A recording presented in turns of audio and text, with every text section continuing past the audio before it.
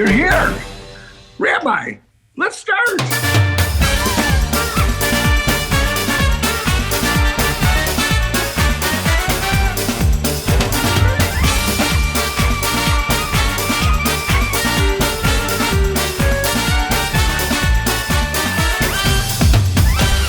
Reb Shoyel and Harriet. Normally, I would have the privilege of being able to say l'chaim with you in person.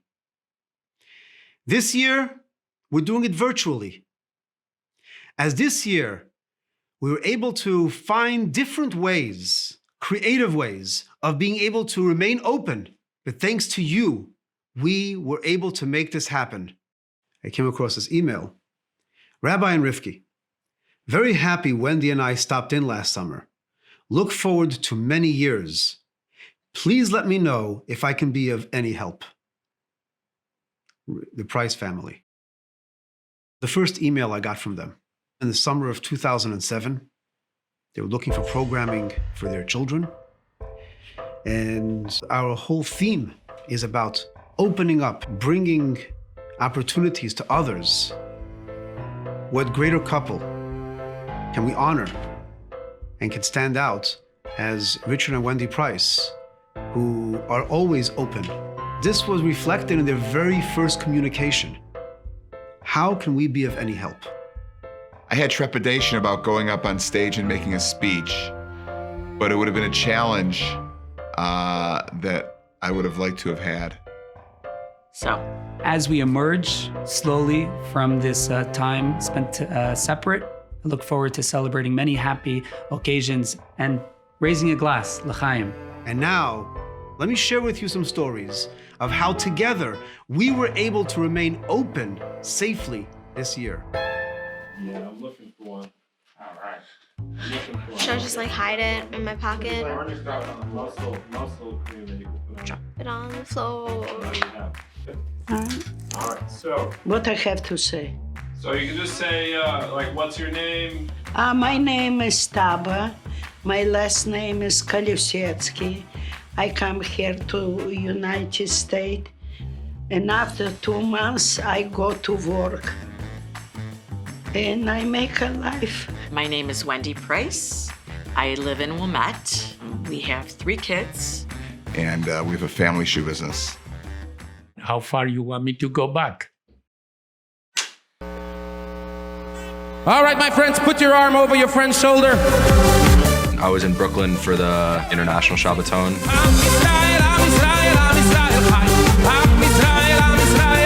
We had just gotten back from the Sitin Shabbaton in New York. Oh, there you go.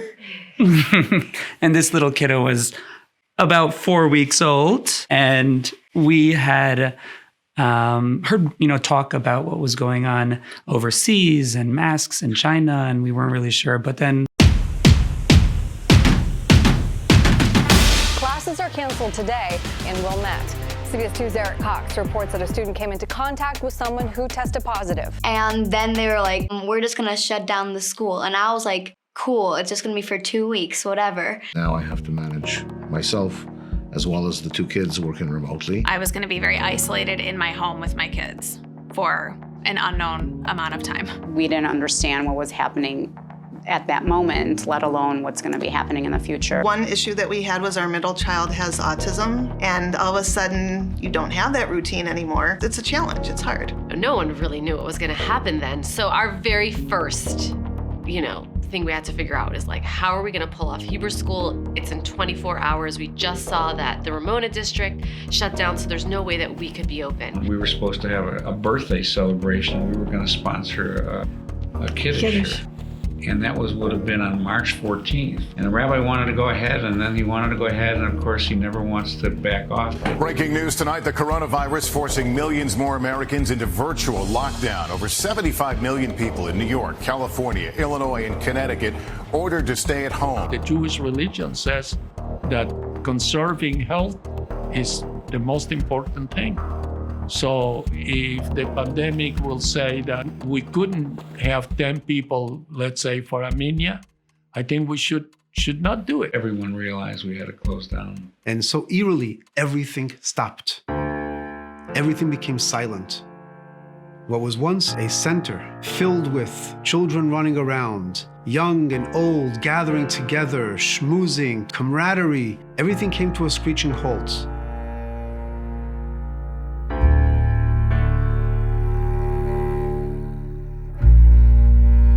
Because there's no minyan, it's painful, I cannot say the Kaddish, I'll just conclude. I thank Hashem for giving me such a mother, for blessing me with such a mother. A mother whose name was Mazel. I had Mazel, and in turn you have Mazel. We need strength, we need chutzpah, but most of all we need love.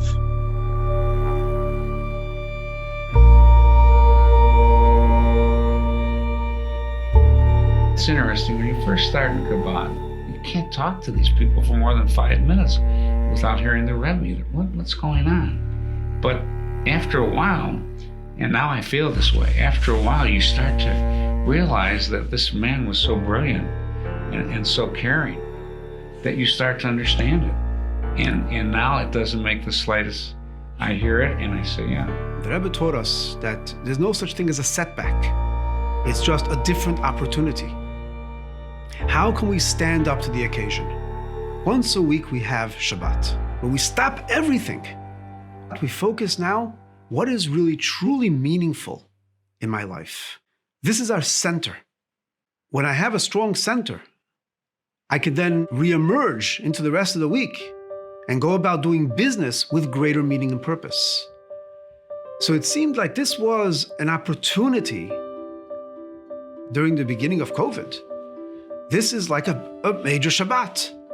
Everything is stopping, but instead of just retreating and just being fearful, how could I reflect on who I am deeply? How could others be inspired to reach out and spread a message of hope? And we saw these lawn signs popping up all over, and we said, how can we bring a positive message? And we came up with these beautiful signs that gave a glimmer of hope. Kindness, patience, and hope is also contagious. Don't wait to catch it. Be a carrier. And boy, did it blow up. We're proud that over 50 communities around the country, and it was actually translated into foreign languages as well, brought this sign to communities and front lawns around the world. You know, the optimism that comes from faith is very helpful. Faith and hope are really the only things you can have in like an experience like COVID especially. Chabad is like really a source for that. So Chabad not closing, I think was like fundamental. We knew from the get-go that we would have to somehow find a way to remain open. The children look forward to Hebrew school. I'm glad that they kept going and there wasn't really a pause. And so for us to be able to have the Zoom option and continue my daughter's Hebrew education has been great. We worked online for, I think it was half a year, and then they started moving in to in-person, and I'm so grateful that they got to do that because everyone was losing their mind at some point during COVID. Everyone was stuck inside their house. We realized that not only were we giving them, an experience of Judaism, but during this time, we were also providing for their social and emotional well-being. Socializing and having fun with fellow teens and learning about Judaism on the way. This year now we had the C-Teen-U, which is a whole new program. I would have virtual school all day, and then I'd come and I'd see people in person, and we'd be distant. And it's a way to connect with other teens that are also probably fairly isolated.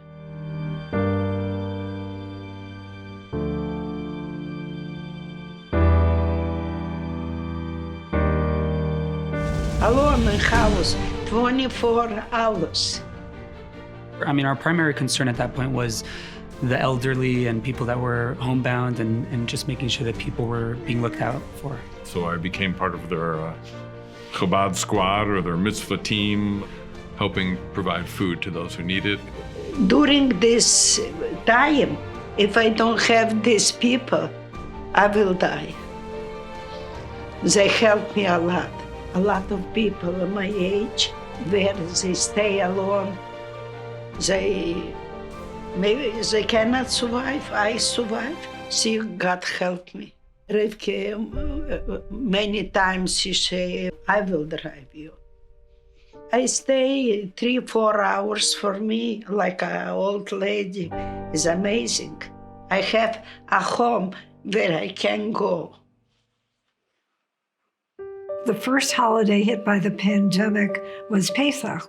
People couldn't go to their families, and since everything was on lockdown, people were afraid to go to stores. People couldn't go to stores. I was planning on coming here last year. They have a family dinner. We were going to come here, but we couldn't be with anybody but my 3 kids and Richard and I. And the volunteers that came forward to say, count us in, to bring the matzah, to bring the Seder, to bring Passover to the people. We signed up for the matzah squad, and we just dropped off matzahs. Like the smiles that people would have on their face when I would, walk up and knock on their door, be like, oh, thank you. Like, I really appreciate that. They were all pleasantly surprised. I guess they weren't expecting it. Chabad sent different people out to deliver packages. We ordered a meal from them. They had all the accoutrements, everything for the Seder plate. And we had a Seder for 2 for the first time. And allowed us to have our Seder at home and still learn about Passover. My daughter and I, for Shavuot, we helped deliver hundreds of blintzes to different people within the community. He had Rosh Hashanah outside for COVID. It was amazing. There were different shifts.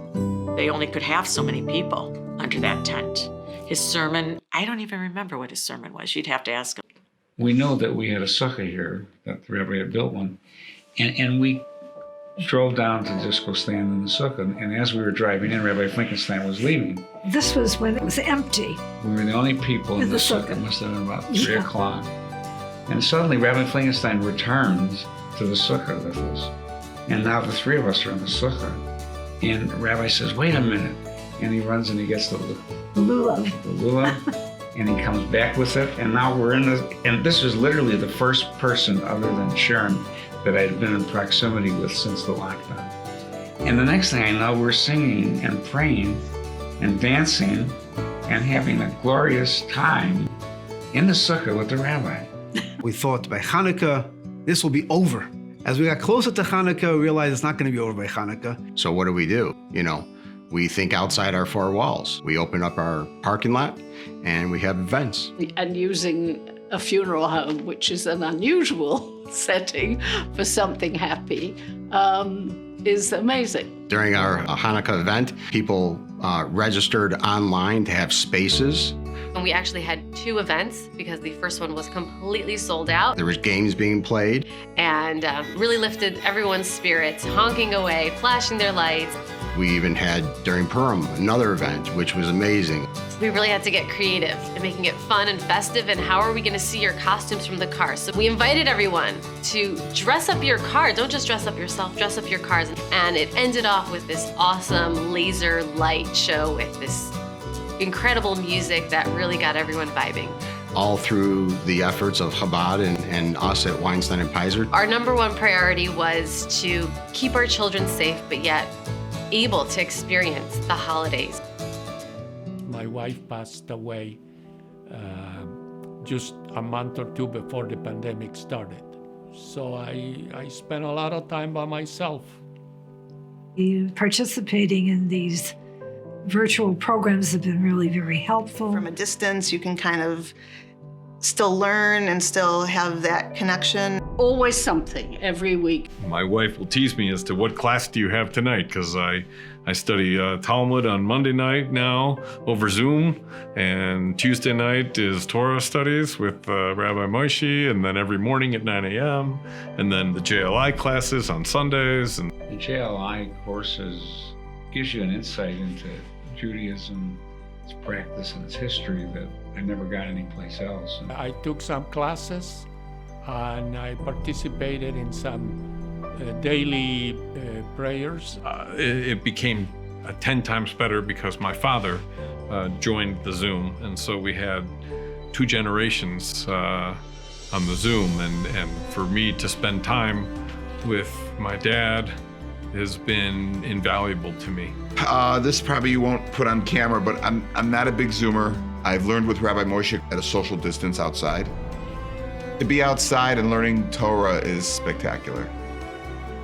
This year, we expanded our women's circle in that we began doing the Rosh Chodesh Society, which is a monthly women's class where we get together and learn. And this time it's over Zoom, and we discuss different aspects in experiencing joy. The thing that sticks out for me was the challah bake. And I've never done it in the past, and I'm like, I'm gonna do it this year. So I included 2 of my girlfriends, and my daughter came over. It was so much fun. We came and picked up a great big bag with all the ingredients, all the instructions, everything pre-measured, so you really couldn't go wrong. I even kept the recipe, and I did it another 2-3 times after that. Before Esther Leah reached out to us about her suggestion for a bat mitzvah, I honestly didn't even think there was going to be a bat mitzvah. And she said, you know, people's bat and bar mitzvahs aren't happening because of COVID, but if you want to come over to the Chabad with your immediate family, you can come celebrate it, you know, say a blessing, light the candles for Shabbat.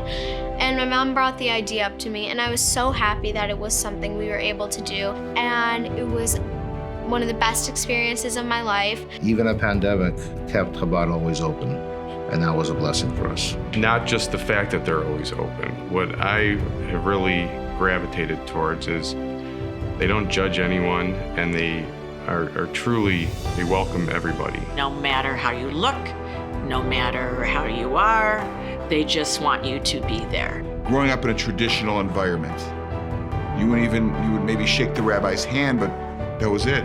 I grew up always idolizing rabbis as, you know, the guys up on the bima. Rabbi's on my speed dial. Let's have a l'chaim, raise our glasses to the rabbi and the rebbitzin. To rabbis, rebbitzin, our family and friends. On behalf of the rebbitzin, Rabbi Moshe, and rebbitzin Esther Leah, on everyone here at Chabad of Wilmette, to life, to a better tomorrow. L'chaim. L'chaim.